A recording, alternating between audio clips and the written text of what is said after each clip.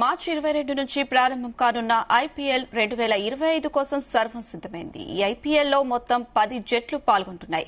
Delhi Capitals మినహా మిగతా అన్ని జట్లు కెప్టెన్లను ఐపీఎల్లో ఢిల్లీ కెప్టెన్ గా వ్యవహరించిన రిషబ్ పంత్ ని ఈ ఏడాది జరిగిన వేలంలో తీసుకోలేదు. దాంతో ఢిల్లీ క్యాపిటల్ టీమ్ కి కొత్త కెప్టెన్ అనివార్యమైంది.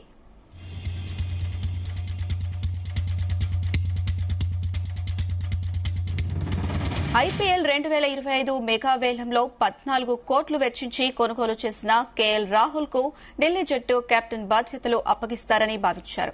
కేఎల్ రాహుల్ ని కెప్టెన్ గా ఎంపిక చేసేందుకు ఢిల్లీ యాజమాన్యం సైతం సుముఖత చూపించినట్లు సమాచారం. కానీ రాహుల్ కెప్టెన్సీని తిరస్కరించినట్లు తెలుస్తుంది. కేవలం బ్యాటర్ గా మాత్రమే టీంలో కొనసాగుతానని యాజమాన్యానికి తెలిపినట్లు సమాచారం. దీంతో ఆల్ రౌండర్ అక్షర్ పటేల్ వైపు యాజమాన్యం మొగ్గు చూపించింది. తాజాగా ఢిల్లీ క్యాపిటల్స్ కెప్టెన్ గా అక్షర్ పటేల్ ను నియమిస్తూ యాజమాన్యం ప్రకటించింది.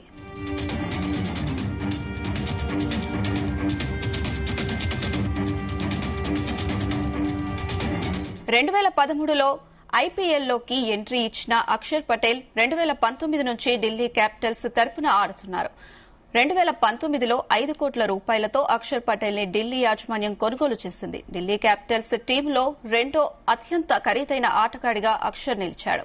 బౌలింగ్ తో పాటు బ్యాటింగ్ లోనూ అద్భుతంగా రాణిస్తుండటంతో 2019 నుంచి 2024 వరకు ఢిల్లీ యాజమాన్యం కంటిన్యూ చేస్తూ వచ్చింది.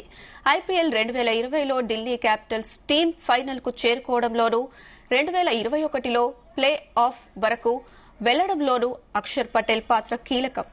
ఐపీఎల్లో 150 మ్యాచ్లు ఆడిన ఈ ఆల్రౌండర్ 1653 పరుగులు చేసి 123 వికెట్లు తీశాడు. ఇటీవల జరిగిన ఛాంపియన్స్ ట్రోఫీలోనూ అద్భుతంగా రాణించడంతో ఢిల్లీ క్యాపిటల్స్ యాజమాన్యం అక్షర్ పటేల్ ను కెప్టెన్ గా నియమిస్తూ నిర్ణయం తీసుకుంది.